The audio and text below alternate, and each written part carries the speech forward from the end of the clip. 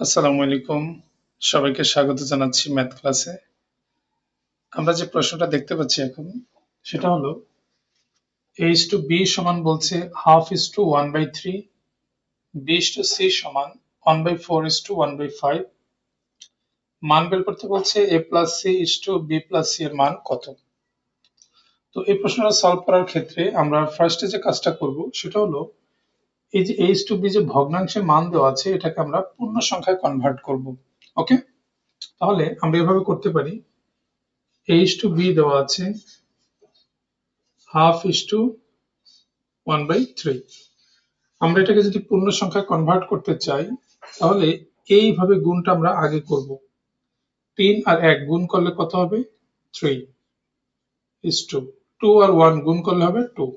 ওকে, তাহলে এই গুণটা আমরা আগে করব। ঠিক একইভাবে b/c কি দেওয়া আছে?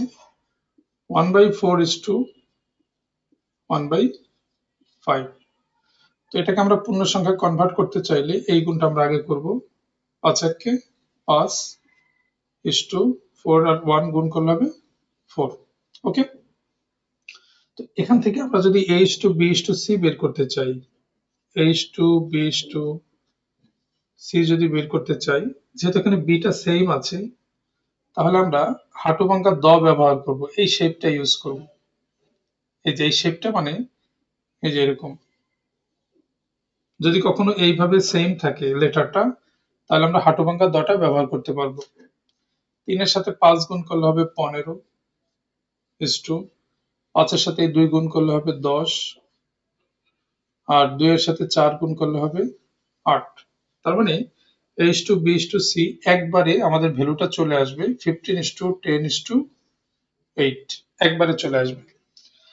আমাদের যে প্রশ্ন সেটা হলো a+c/b+c এর ভ্যালু জানতে চেয়েছে। তো আমরা একটা কাজ করি, এর জায়গায় আমরা 15 বসাবো।